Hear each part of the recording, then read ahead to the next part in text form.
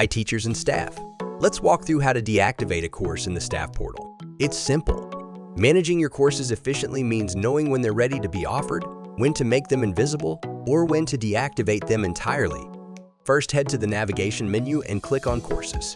Here you'll see a list of all your courses, including key details like course name, subject, teacher, and status. When a course is fully set up and ready to be offered, it will display a ready status. However, if a course is still in draft, that means it's missing some required information. Simply hover over the information icon to see which step or field needs to be completed before the course can go live. Now let's say this course is currently running, but will no longer be offered in your school after the current students complete it. You don't want new students enrolling, but you still need the course to remain available for the existing students.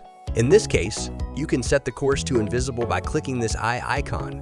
This removes it from the client course catalog or all courses page, so new students won't see it, but the enrolled students can still access their course information.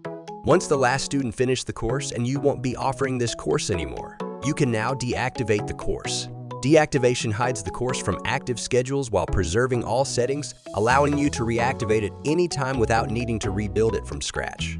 To deactivate, first locate the course in the list. If needed, use the search bar, sort columns, or apply filters by subject, course type, or session frequency. Once found, turn off the active toggle. This flexibility allows you to manage your course offerings efficiently, whether a course is being phased out, updated, or simply paused for now. And that's it. Simple, right? I hope this helped. We'll catch you next time on ilerno.